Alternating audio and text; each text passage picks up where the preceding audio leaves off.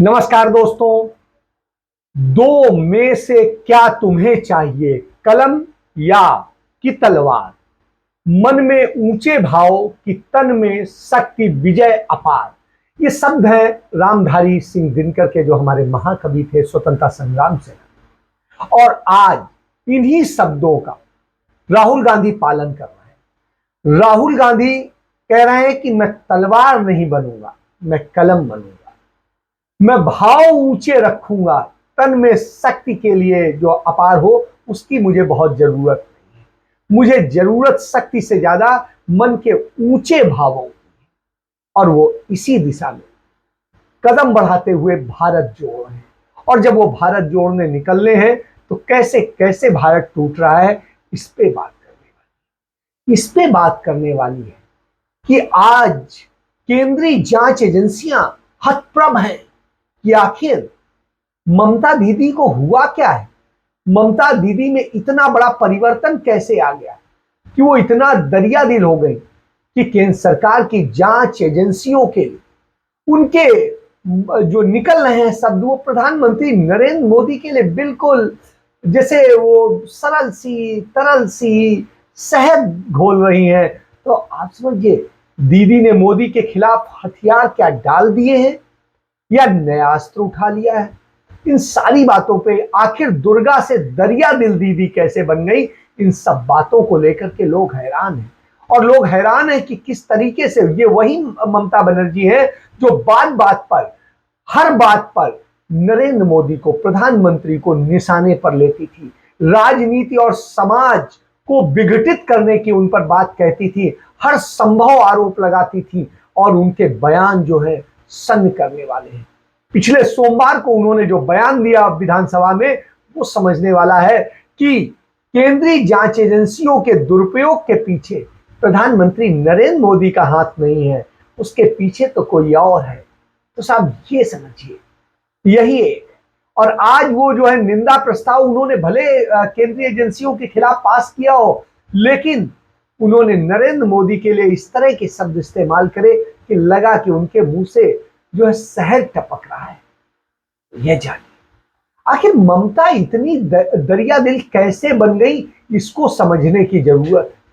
और जब हम इसको समझेंगे तो एक चीज दिखाई देती है। ममता बनर्जी के पूरे परिवार को समझिए। ममता बनर्जी के जो भाई हैं उनके पास बेहिसाब संपत्तियां हैं।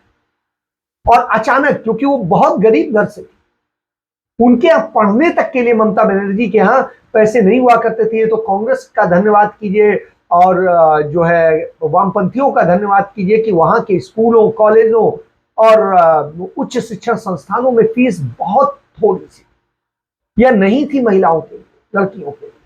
तो आप समझिए, अब ये स्थिति है कि कोलकाता में तो ये हालत है कि एक पूरी सड़क पे जितनी प्रॉपर्टी पड़ती है उस सारी प्रॉपर्टी ममता बनर्जी के परिवार की। कहां से आ गए? कोई इतने बड़े धंधे तो वो नहीं करते थे।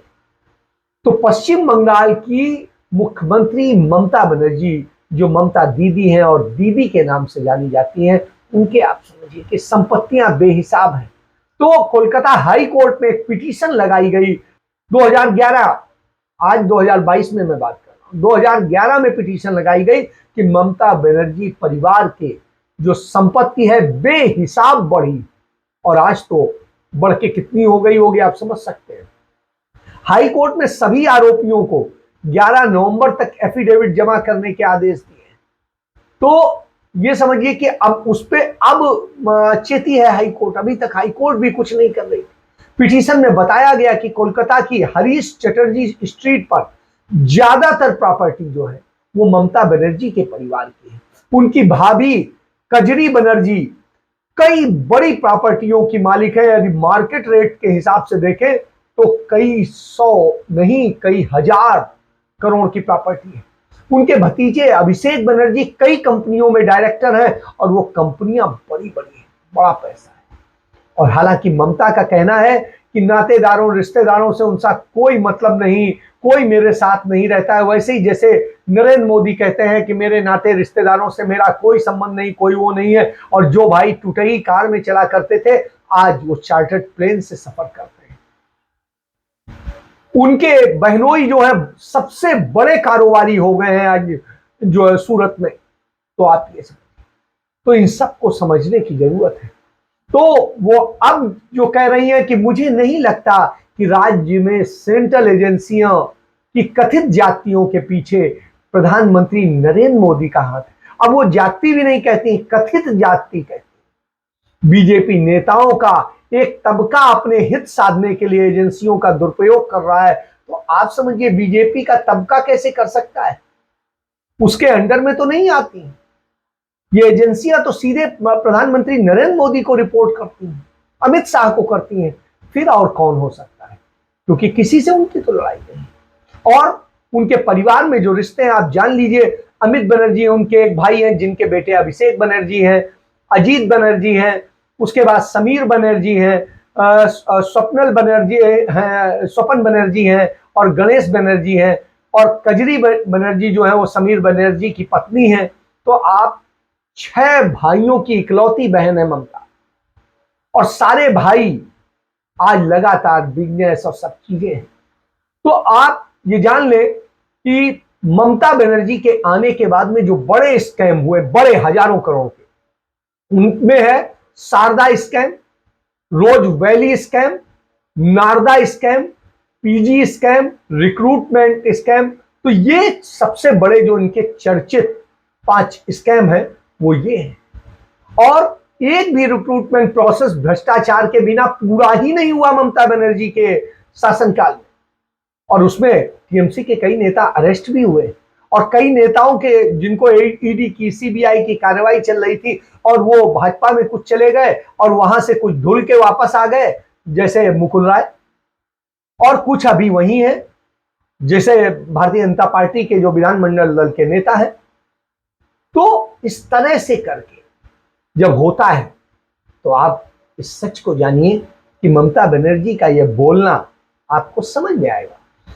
पॉलिटिकल लीडर और मीडिया ने ममता के फैमिली मेंबर्स की बेहिसाब संपत्ति के बहुत सारे खुलासे किए हैं। कांग्रेस पार्टी ने इसको लेकर के पूरा मार्च निकाला था।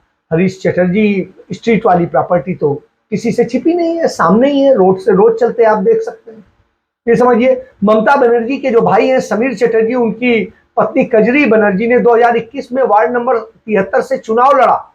एफिडेविट में खुद को सोशल वर्कर बताया, पति और खुद की प्रॉपर्टी 5 करोड़ रुपए बताई। अब आप समझिए, जिसको आप 5 करोड़ रुपए बता रहे हैं और वो भी आपने कैसे कमाए इसका आपके पास कोई हिसाब नहीं, 5 करोड़ ही हम मान लेते हैं तो भी नहीं, जबकि वो हजारों करोड़ की प्रॉपर्टी। 14 मई 2019 को कजरी बनर्जी ने वेस्ट बंगाल हाउसिंग बोर्ड से एक प्रॉपर्टी 19 लाख रुपए में खरीदी, लेकिन उसकी मार्केट वैल्यू जानते हैं कितनी थी? 63.78 लाख रुपए। आप समझिए, और उसको किस तरीके से हाउसिंग बोर्ड और कैसे दे रहा है, क्या कर दे रहा है, आप समझ सकते हैं। कजरी ने एफिडेविट में कई जानकारियां छिपाई, लेकिन कोई कार्रवाई नहीं हुई। बेटे को डिपेंडेंट बताते हुए उसके पैन नंबर का जिक्र नहीं किया, जबकि वे केव क्रिएशन एलएलपी की मालकिन है। केव क्रिएशन के जरिए हरीश मुखर्जी रोड पर जो है 1.5 करोड़ रुपए की प्रॉपर्टी खरीदी, तो जबकि उसकी वास्तविक कीमत जो है करीब 5.5 करोड़ रुपए। तो इसी तरीके से है तमाम प्रॉपर्टी आती है। ममता बनर्जी जो है अमीर परिवार से नहीं है, जैसा मैंने पहले बताया, और वो दावा करती है कि कोई सैलरी नहीं लेती, जैसे नरेंद्र मोदी के समर्थक दावा करते हैं। किताबों और पेंटिंग के जरिए कमाती, और परिवार 30 बी हरीश चटर्जी स्ट्रीट पर एक छोटे से घर में रहता है। एक सामान्य परिवार के मेंबर्स के पास इतने बड़े ट्रांजैक्शन कैसे हो सकते हैं? कहां से पैसा आ गया? 2013 में टीएमसी के पूर्व सांसद और जो मौजूदा जनरल सेक्रेटरी हैं कुणाल घोष, वो शारदा स्कैम में अरेस्ट भी हुए। तब उन्होंने बताया कि शारदा चिट फंड का पैसा जो ममता बनर्जी के पास है, पूरा पैसा। कोर्ट ने 28 नवंबर को कुणाल घोष को भी अपने नोटिस जारी किया, और साल 2011 में leaps and bounce infra consultant private limited, leaps and bounce private limited, leaps and bounce management services limited LLP, और जो ये कंपनियां बनी प्राइवेट पार्टनरशिप की बनी, इन तीनों कंपनियों में ममता की पूरा परिवार इसे चलाता है और वो इसमें है। और त्रिनेत्र कंसल्टेंट प्राइवेट लिमिटेड नाम की एक कंपनी 2019 में बनी और गायब भी हो गई। कंपनी ने बैलेंस शीट फाइल ही नहीं की। तो आप समझिए, इसमें 3 करोड़ रुपए का डोनेशन अलग अलग तरीके से लिया गया। ममता बनर्जी पश्चिम बंगाल के होम डिपार्टमेंट और पुलिस की भी इंचार्ज, और ऐसे में कोलकाता पुलिस उनके फैमिली मेंबर्स के खिलाफ जांच करने की हिम्मत कैसे करेगी? सीबीआई और ईडी को जांच सौंपी जानी चाहिए थी, लेकिन उन्होंने सीबीआई को अपने जांच से रोक दिया विधानसभा में लाके। तो इस तरीके से केंद्रीय एजेंसियों को रोकने का काम कर रहे। अब पिटिशनर ने जो सारी बातें बताई, उसके बाद में पता चलता है कि कितनी बड़ी वो है और क्या है। और इसी कारण अभिषेक बनर्जी तो तमाम सारे उनकी जो ससुराल पक्ष है वो तमाम सारे घोटालों में लिप्त है, कोयला स्कैम हो, दूसरे हो, और उन सब का कनेक्शन आता है कि हाँ कैसे कैसे है। तो ये है, परिवार पुरोहित था तो करोड़ों पैसे कहां से आ गए? पूजा पाठ करने वाला पंडितों का परिवार था। तो आप समझ सकते हैं कि किस तरीके से हुआ है। और आप देख लिए, कंपनी की जो प्राइमरी डायरेक्टरशिप है वो अभिषेक के माता पिता अमित बनर्जी और लता बनर्जी थे, और कुल मिलाकर कैपिटल 3.7 करोड़ रुपए थी। अमित के पास 3.33 लाख और लता के पास 36,000 शेयर थे। तो यह है, तो आप समझिए। और इन सब को लेकर जो सुजान बनर्जी है सीपीएम नेता, उन्होंने इसके पूरे सबूत दिए और कंपनी के एड्रेस दिए कि एक ही एड्रेस पर 3 कंपनियां रजिस्टर हो। तो ये खेल है। और सारे एफिडेविट में सारी बातें छिपाई गई। शुभेंदु अधिकारी जो है, जो आज भारतीय जनता पार्टी के नेता, विधानमंडल दल है, नेता विपक्षी दल है, वो उनके ऊपर भी था। 2014 में पॉलिटिक्स में एंट्री लेने के बाद ममता के भतीजे 70 करोड़ की बिल्डिंग कैसे बना ली? आपको ये सोचना पड़ेगा। 70 करोड़ की बिल्डिंग उन्होंने बना ली। उनकी आमदनी का सोर्स क्या है? क्या कोयला और गाय तस्करी है? रुजिरा का थाईलैंड जो बैंक अकाउंट है वो कैसे ट्रांसफर हुआ? ममता बनर्जी बोली मैंने पेंशन तक नहीं निकाली, परिवार से ज्यादा नाता नहीं है और सारी चीजें। लेकिन जब मेरा कोई लेन देन नहीं है, ये सभी अलग अलग रहते हैं, कमाते खाते हैं, दुर्गा पूजा, काली पूजा और रक्षाबंधन में मुलाकात होती है। आप समझिए, ये कहानी बता रही है। और दूसरी तरफ क्या हो रहा है इन सब चीजों को लेके? तो ये सारी जो बेहिसाब संपत्ति है, उन सबको लेकर बड़ी सारी चीज। तो इसके अलावा सरकार के 6 मंत्रियों के खिलाफ भी करप्शन का मामला है, और वो 2000 ये पार्टी के 19 नेताओं के खिलाफ कोलकाता के वकील इम्तियाज अहमद ने आय से ज्यादा संपत्ति का केस 2017 में फाइल किया, और 6 मंत्री और असेंबली स्पीकर का नाम भी शामिल है, जिसमें कोलकाता हाईकोर्ट ने इस पर सुनवाई करते हुए सभी आरोपियों को संपत्ति की जांच करने का आदेश दिया। ममता के बेहद खास कहे जाने वाले टीएमसी में नंबर 2 की हैसियत रखने वाले पार्थ चटर्जी का आपने हाल देखा कि किस तरीके से उनके पास से 100 करोड़ रुपए की संपत्ति, जिसमें 50 करोड़ से अधिक का तो सिर्फ कैश है। तो आप समझिए ये बरामद हुआ। तो 51 करोड़ रुपए कैश बरामद हुआ, और उसके अलावा तमाम संपत्ति बरामद हुई। टोटल जो उसकी वैल्यू है वो 103 करोड़ रुपए की। और जब ये हो तो आप क्या कहेंगे? तो इन सब स्थितियों में ये देखना पड़ेगा कि ममता क्यों ऐसा बोल रहे हैं, और जब ऐसा बोलती है तो आप समझ सकते हैं कि ममता आखिर क्यों इतनी उदार हो गई, क्यों उनकी दयालुता वो हो गई। नरेंद्र मोदी को जो पानी पी पी कर कोसती थी, और नरेंद्र मोदी जी ने दीदी ओ दीदी करते थे, वो आज ममता की हालत क्या है? सीपीएम ने कांग्रेस के दबाव में आकर के, सीपीएम और कांग्रेस दोनों ने, इसलिए क्योंकि विपक्ष को मजबूत करना है, उन्होंने ममता का साथ दिया। आज ममता क्या कर रही है? कांग्रेस को तोड़ रही है, जो भारतीय जनता पार्टी का एजेंडा है, और उनकी पूरी पार्टी कांग्रेस को ही तोड़ के बनी है। तो ये समझिए, कुछ सीपीएम के भी लोग टूटे हैं, लेकिन सीपीएम के लोग आज भी अलग हैं। तो ये पूरी लड़ाई बेसिकली बंगाल की सत्ता पर काबिज रहने की, क्योंकि बंगाल के लोग भारतीय जनता पार्टी को पसंद नहीं करते। उसे पसंद ज्यादातर वो करते हैं जो यूपी बिहार से आकर के वहां पर काम कर रहे हैं, हिंदी भारत के लोग आए। यह स्थिति, जब यह स्थिति हो तो ममता के बदले हुए रूप को समझा जा सकता है। आइए आज की एक और बात कर लेते हैं। इस हफ्ते डॉलर के मुकाबले जो हमारा रुपया है वो गर्त में चला गया है। आज रुपया जो डॉलर के मुकाबले 81 रुपए 24 पैसे का एक डॉलर हो गया है। ये भारत के इतिहास में पहली बार ये हुआ है। ब्लूमबर्ग की पूरी इसको लेकर रिपोर्ट है और किस तरीके से रुपया लगातार गिरता चला जा रहा है और चंद महीने के अंदर रुपया गर्त में आ गया है। एक वक्त में नरेंद्र मोदी क्या कहते थे रुपए को लेकर के जब वो गिरता था। देश जानना चाहता है प्रधानमंत्री जी, ऐसा क्या कारण है कि आज अकेला हिंदुस्तान का रुपया डॉलर के मुकाबले गिरता ही चला गया और क्यों चला गया? और मैंने साफ मांग की है, ये सिर्फ आर्थिक कारणों से नहीं हुआ है, ये आपकी भ्रष्ट राजनीति जो चली है दिल्ली से, उसका इससे में बहुत बड़ा रोल है। बहुत गंभीरता से आरोप लगा रहा हूं। और आज जब उनकी सरकार है, उनका सब कुछ, तब रुपया इस तरह गिरता चला जा रहा है और भारत का जो राजस्व घाटा भी बढ़ रहा है, भारत का जो व्यापार घाटा भी बढ़ रहा है और भारत में बेरोजगारी छा रही, महंगाई चरम पर है, उसके अलावा सामाजिक असमानता बढ़ गई है, सब कुछ हो गया। तो ऐसी स्थिति में आप क्या कहेंगे?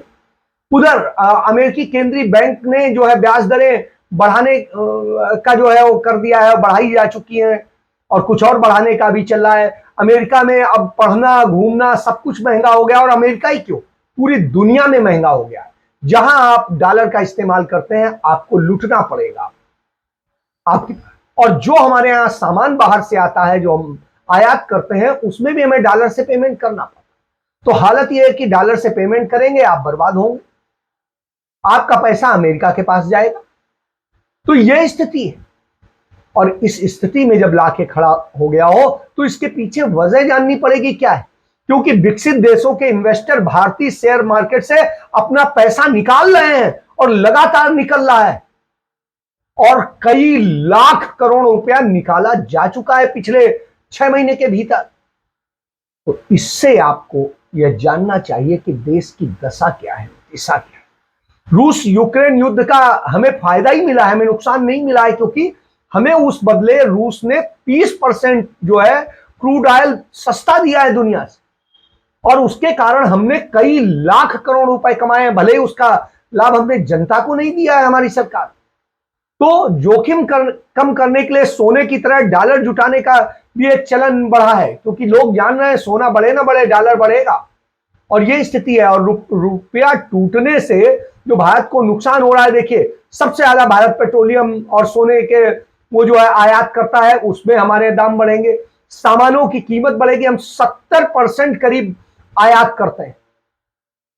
तो जब इतना बड़ा अंतर हो तो आप समझ सकते हैं कि 70% में हमें डॉलर की कीमत देनी पड़ेगी, किस हालत में जाएगा।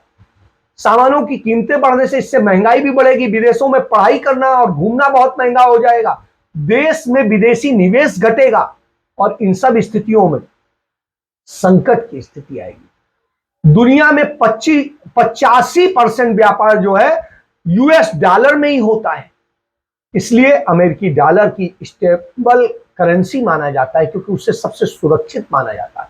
यह भरोसा है दुनिया को। और दुनिया भर के केंद्रीय बैंकों में 64% विदेशी करेंसी के तौर पर डॉलर ही है और दुनिया भर में 85% व्यापार डॉलर में ही जब होता है, तो उस स्थिति में दुनिया भर में 39% कर्ज यूएस डॉलर में ही दिए जाते हैं। और जब यह स्थिति हो तो हम भी भारत के बाहर इतने बड़े कर्जदार हो चुके हैं, करीब 160 लाख करोड़ के हम कर्जदार हो चुके हैं, जो 2014 तक 1947 से लेकर 2014 तक हम सिर्फ 54 लाख करोड़ के कर्जदार थे, वो अब हम 160 लाख करोड़ के करीब के कर्जदार हो गए। तो यह स्थिति, तो इन स्थितियों में आप समझ सकते हैं कि किस तरीके से देश बर्बादी में जा रहा है। और जब देश बर्बादी में जा रहा हो तो सोचना पड़ेगा कि आप क्या कर रहे हैं और आपके लोग क्या कर रहे हैं। तो काले धन वालों को जो है एक तो सफेद करने में, और उसमें भारतीय जनता पार्टी की सरकार, नरेंद्र मोदी की सरकार ने मदद की, कुछ अपने पूंजीपतियों को बढ़ाया, देश का एमएसएमई सेक्टर बर्बाद किया, और कुछ पूंजीपतियों के हाथ में सब कुछ सौंप दिया। देश में अरबपतियों की भी संख्या घटी है। जो पैसा गया है वो कुछ ही लोगों के पास गया है, कोई तो बिल्कुल बढ़ा है, लेकिन बाकी देश की पूरी आबादी की जो आमदनी है वो घटती घटती और घटती जा रही है। यह स्थिति, और ऐसी स्थिति राम राज्य में क्या हो रहा है?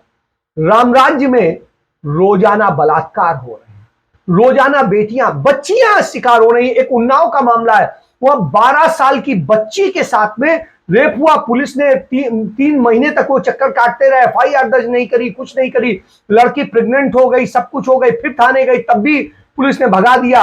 और 8 महीने बाद उसने बच्चे को एक जन्म दिया है, लड़के को, और उसके बाद में उसका जीवन भी दोनों का खतरे में है। लेकिन फिर भी उनका परिवार किस तरह कर रहा है, और उस बच्ची के साथ में 3 लोगों ने गैंग रेप किया। तो आप समझ, और उसकी बच्ची को उठा ले गए थे गांव से और ले जाकर के कहीं गांव के कोने में कहीं पे उसके साथ में रेप किया। तो ये अस्त-व्यस्त हालत में जब वो आई और सारी चीजें डरते डरते सारी बात बताई, देखकर पिटिया थाने गए तो थाने वालों ने मुकदमा नहीं दर्ज किया और डांट के भगा दिया। कहा ज्यादा करोगे तो तुम ही को जेल डाल देंगे। बेचारे डर की उम्मीद में इधर उधर थोड़ा बहुत भटके और उसके बाद में बैठना मजबूरी थी, मर जाए और क्या करें। इतने बड़े लोग नहीं थे, गरीब लोग थे। तो ये स्थिति अभी हमने देखा मुरादाबाद में एक बच्ची के साथ में इसी तरीके से होता है, रेप होता है और सारी चीजें, उसको नग्न जो है पूरे सड़क पर दौड़ाया जाता है। हमने हाथरस में देखा, हाथरस में इसी तरीके से हुआ।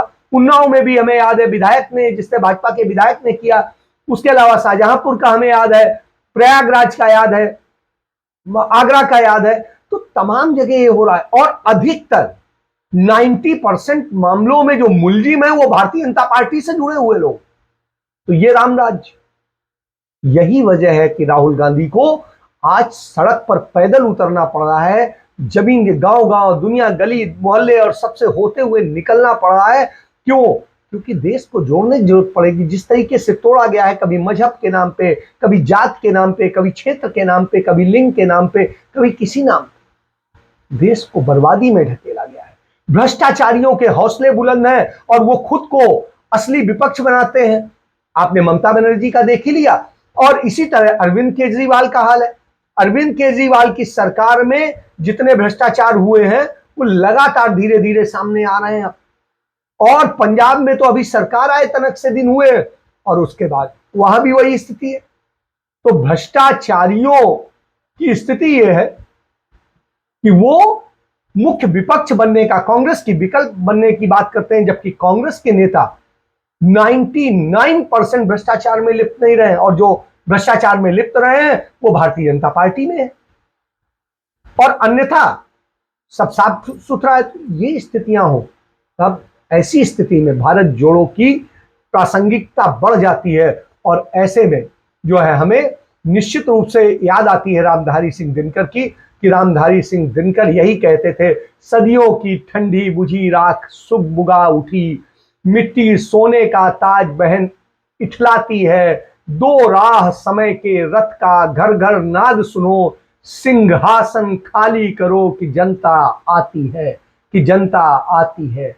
जनता, हाँ, मिट्टी की अबोध मूर्तें, वही जाड़े पाले की कसक सदा सहने वाली, जब अंग अंग में लगे सांप तो चूस रहे, तब भी न कहीं कभी मुंह खोल दर्द कहने वाली।